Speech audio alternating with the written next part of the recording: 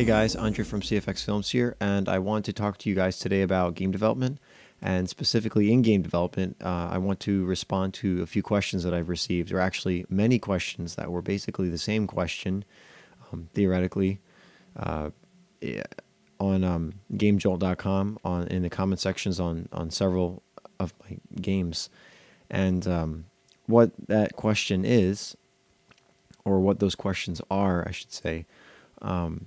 Well, let me start by saying this.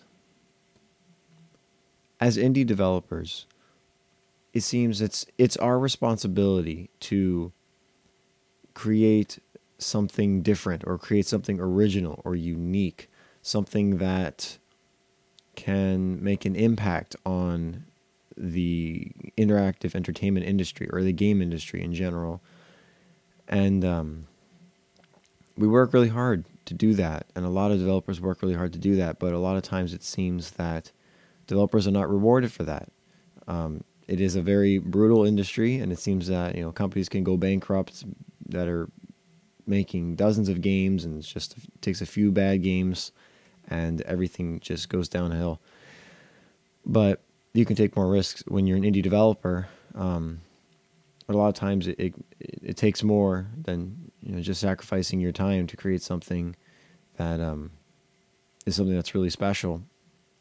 For example, look at Fez. Phil Fish invested a lot in that game, and it worked out for him, fortunately.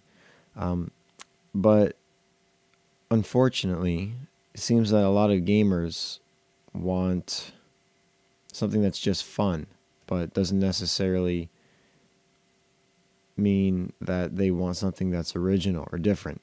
And it creates this loop or this cycle that tells indie developers that they should not create something completely different and original, but just try to make something that will make more money, because what will make more money is something that's not necessarily original, but something that's just fun, because that's what the gamers want, apparently. And I'm not saying all gamers. That's not true, but it seems there are a good bit of gamers out there, and I experienced this on GameJolt because a lot of the comments on my games are suggesting, for example, add this weapon so it'll be more like Call of Duty, or add multiplayer, make it like Halo, or do this to make it more like Halo. But it just seems that I'm getting a lot of requests to make my game like other games, and I try responding to some of these comments, and some of the people get it and they understand my responses, others don't. If you suggest in the comment section to tell me to make my game like somebody else's, I'm not going to listen to that. Not because I'm stubborn, but because I don't believe that that's what makes a good game. What qualifies as a good game, there's a lot that goes into it. A lot of it is the technical side, how well it was pulled off, the idea. There's a lot of different elements that qualify, what makes a game good. But when I'm asked to copy or take elements out of other games and add it into my game just to make my game, I guess, more fun or better, as I say, better, it's a little disappointing to me. And I know a lot of other developers. Whenever I go to game shows, I was at MagFest. This is from MagFest. I had a booth there, and I was talking to a few of the developers there, actually a good bit of them, and they all had very similar stories, and it seems that a lot of them weren't really getting anywhere with their games, even though they put a lot of time and effort and money into these games.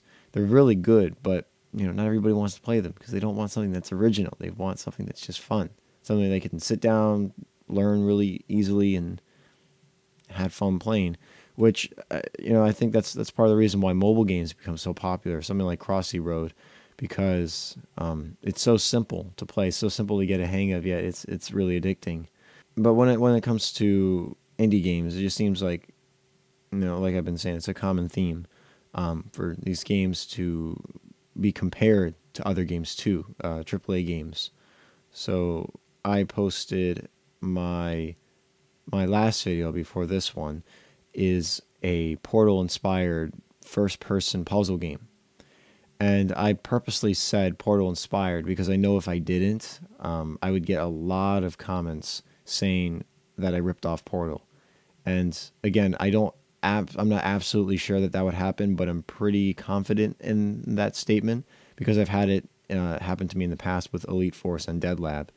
People are always comparing games to each other, and it just seems that, unlike when magazines were the way to know if a game was good or not, you read the reviews, and that really determines whether or not you should buy a game.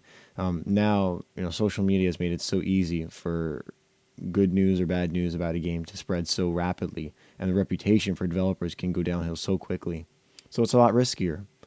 It's also part of the reason why I've been so careful with what I've been developing and what I'm posting for you guys, because I want to show you guys what I'm working on and show you how I'm learning in my experiences and how I'm becoming a better developer. But I also want to make sure that I'm actually showing you guys something that I'm proud of, or something that I think you would enjoy. So that's a challenge. And but really, what the point I'm trying to make here is, it's different for everybody. That's the thing. I can't speak for all indie developers, because some of them really do need the money, and they're doing it because they need their, financial ruin, and they really need something to take off. So I can understand what I think that a developer should have the mindset of when they're developing. And again, I'm not going to speak for someone who is a lot older than I am. I think I can say so myself, that I am younger than, I guess, the average indie developer age, or at least the ones that are going to these shows. Because I know I was the youngest one at MagFest, by far.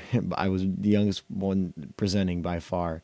And I think it's just, I guess I can speak for more of developers around my age who haven't really gone through that yet, or that stage, or have talked to other developers who have been going through that. I think that the mentality you should have when you're developing games is to try and stay as original as possible. Don't just create a game because you want to copy another one or make easy money off of it. That's not a good model to follow, because that's not the best game developers aren't like that, or the best game designers. I was talking to Genova Chen, the guy who I think he was the creative director for Journey and Flower and Flow, one of my favorite game developers of all time. I was watching his presentation at GDC a few years ago, on Journey, and he made a really interesting point that says that, life experience, basically, paraphrasing here. He said that life experience is basically very important to becoming a good game designer or a great game designer. You really have to understand life, or have more experiences in life, to be able to translate that into games. But when it comes down just to gameplay or experiences in that sense, I think it's better to focus on something original and don't worry about trying to make money. If you're a young developer, and you're in high school or you're in college, that's always in the back of your mind, because if you're in college, you're always wondering, what am I going to do when I'm out of college? But it's worth it to consider just trying to get the experience to understand game development first, and try not to limit yourself. If you don't know how to do something, don't say, I can't do it. Tell yourself that you can do it, or that you will learn how to do it. You have to be determined. You have to be confident to do it. Otherwise, it's very easy to quit. Because either way, it is very easy to quit making a game. But when does it become not worth it to finish the game? As long as you're learning something, I believe it makes it worth it. But if you're sacrificing too much and there's not enough reward out of it, not financial reward, it could be anything. That's something that really has to be considered when you're working on a game. But that's why it's a very complicated industry. Game development is very complicated. And I'm still figuring it out too. I'm still a senior in high school. Theoretically, I'm full-time college, but that's where I fall in the category, I guess, of education, in the line of education. That's where I fall. I'm still figuring this out. This is my current opinion. I'm pretty sure that my opinion is going to change as I get older and as I gain more experience. But But to anybody who's having similar thoughts, I recommend you go to some of these game shows, talk to other developers who have gone through this, because they will tell you their experiences, and I guarantee a lot of them are going to be very similar.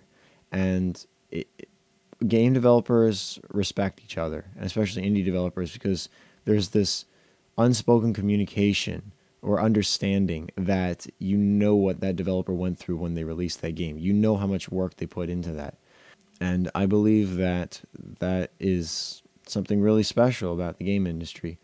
And support is so important in this industry. And if you want to be successful in that sense, again, not just financially, because selling your game, making a lot of money, that's great, but that should not be your main goal.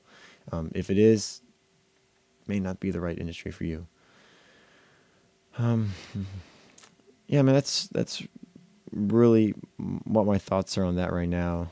I'm trying to word it the best I can, because it's just those comments have come up a lot, and I want to take a moment and respond to that, because I believe that people who are playing these indie games should understand what the indie developers are going through when they're making that game and what their intentions are, because it's very different than AAA industries.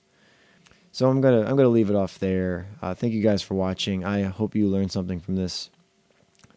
If not, that's fine. I still thank you for watching. You're watching my video, and that means a lot. Yeah, just voicing my opinions here, and if there's someone out there who who agrees with it or disagrees, let me know in the comment section. I'm willing to hear your responses and see what you guys think, because I want to know what you think. I want to know who's following me, and what your opinions are. And if you're not subscribed to me yet, then please do, because I post videos like this. I post some of my indie games, tutorials. I try to help other developers by sharing my experiences too, sometimes in the tutorials too. Yeah. So thanks guys for watching. I really appreciate it, and I will see you next time.